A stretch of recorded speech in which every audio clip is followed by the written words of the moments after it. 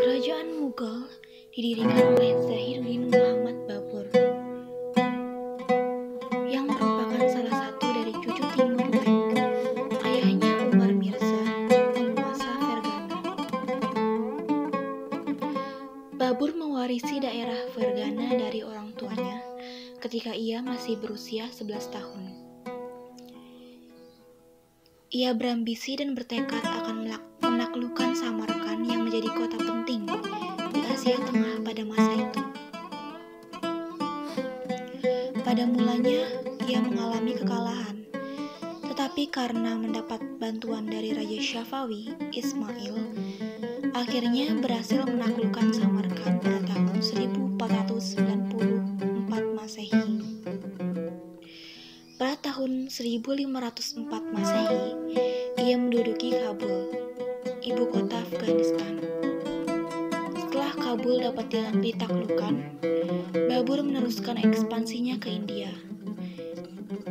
Kala itu, Ibrahim Lodi, penguasa India, dilanda krisis, sehingga stabilitas pemerintahan menjadi kacau.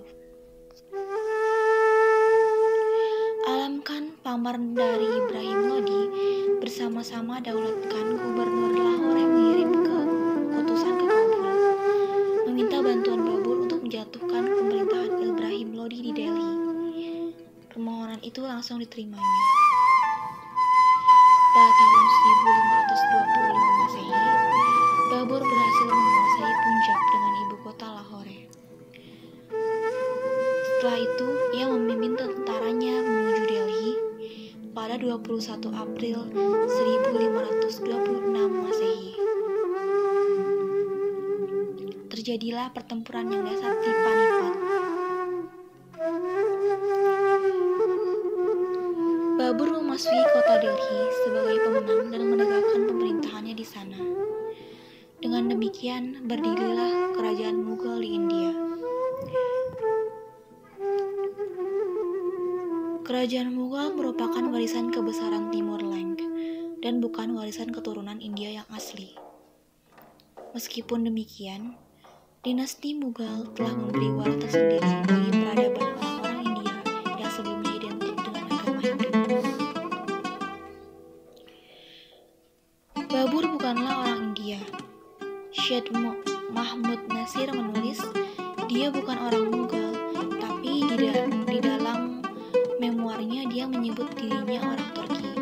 Akan tetapi cukup aneh, dinasti yang didirikan dikenal sebagai dinasti Mughal.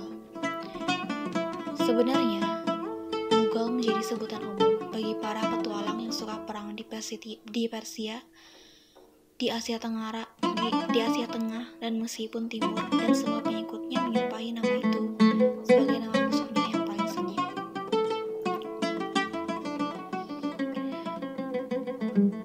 Setelah berdirinya kerajaan Mughal, raja-raja Hindu di seluruh India menyusun kekuasaan untuk menyerang Babur.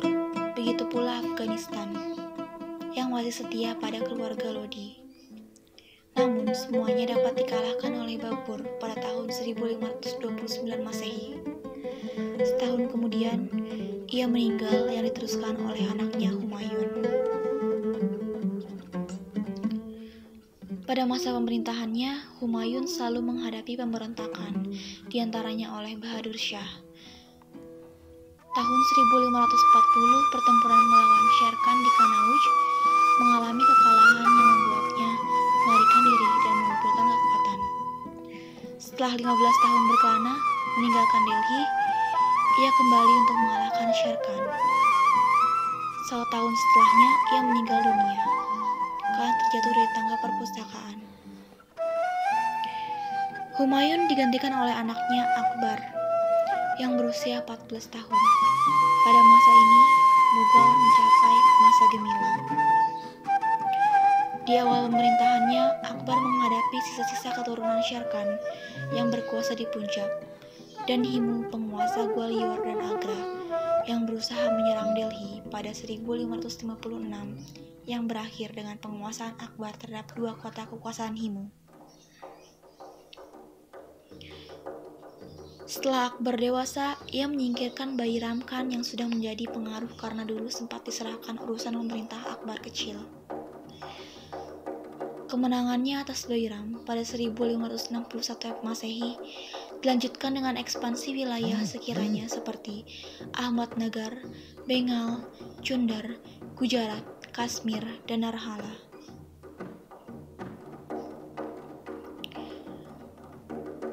Di dalam bidang politik, kerajaan Mughal di bawah pemerintahan Akbar menerapkan yang dinamakan dengan politik sulakul atau toleransi universal.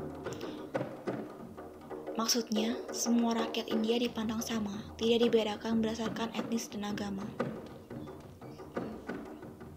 Kemajuan pemerintahan Akbar dapat dipertahankan oleh 3 raja setelahnya, yaitu Jehangir, Shah Jahan, dan Aurangzeb. Setelah mereka, dinasti Mughal tidak dapat dipertahankan oleh raja-raja berikutnya. Di masa pendidikan, kerajaan Mughal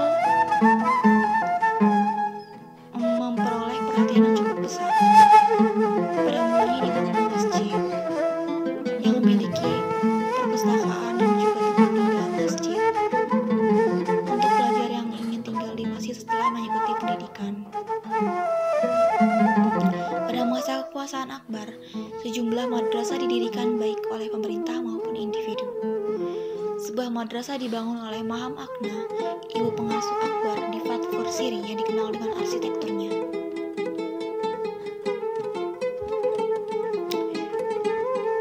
Akbar memproklamasikan sebuah cara baru dalam beragama yang disebut konsep din ilahi.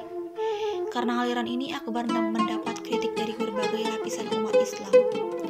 Dituduh membuat agama baru. Pada prakteknya, din ilahi bukan sebuah ajaran tentang agama Islam, namun konsepsi itu merupakan upaya untuk mempersatukan umat-umat beragama di India. Jehangir dikenal sebagai raja pelindung para ilmuwan. Dia menulis biografinya sendiri dengan judul Tuzk-i-Jahangiri. Di masa Shah Jahan didirikan perguruan tinggi di Delhi. Banyak ilmuwan yang belajar ke India. Jumlah ini semakin bertambah ketika pemerintah dipegang oleh Aurangzeb. Di bidang ilmu agama berhasil dikodifikasikan hukum Islam yang dikenal dengan sebutan Fatwa-i-Al-Aqid. Dalam kesusastraan, Akbar mengangkat beberapa di antara penyair dan pemusik menjadi pemimpin dan memberikan kantor khusus tempat mereka berkumpul dan berlatih.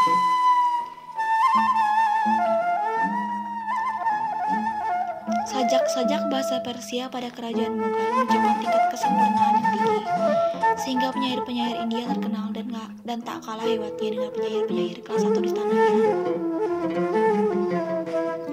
Beragam karya bermunculan di India pada masa kekuasaan dinasti ini. Di era kekuasaan Raja Akbar, riwayat dan pemikirannya ditulis oleh filsuf Abu Fazl lewat kitab bertajuk Aini Akbari dan Akbar Nama. Keduanya tulis dalam bahasa Persia dan kini juga telah diterjemahkan dalam bahasa Inggris. Di samping itu, perkembangannya dapat terlihat dengan munculnya penyair dan sastrawan terkenal, di antaranya Malik Muhammad Jayazi, seorang sastrawan Sufi yang menghasilkan karya besar berjudul Bermanfaat. Karya ini berisi pesan tentang kebajikan jalan manusia. Di bidang arsitektur, terdapat Taj Mahal yang merupakan bangunannya indah tempat peristirahatan istri Shah Jahan yang bernama Mumtaz Mahal.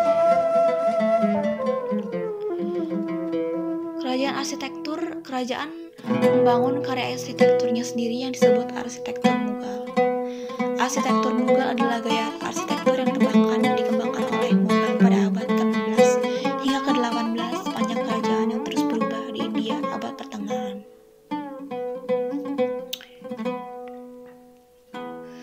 Kemunduran dan kehancuran kerajaan Mughal terjadi karena beberapa faktor, yaitu adalah terjadi stagnansi dalam pembinaan kekuatan militer, kemerosotan moral dan hidup mewah di kalangan elit politik yang mengakibatkan pemborosan dalam penggunaan uang negara, pendekatan Aurangzeb yang terlampau kasar dalam melaksanakan ide-ide Puritan dan kecenderungan aksetisnya, sehingga konflik antar agama sangat sukar diatasi oleh sultan sesudahnya. Semua pewaris tahta kerajaan pada paruh terakhir adalah orang-orang lemah dalam bidang kepemimpinan.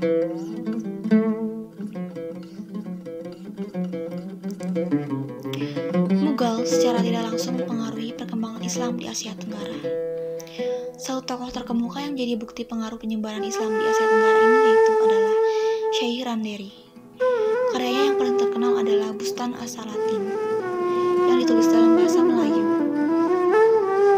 berdasarkan sumber-sumber Arab.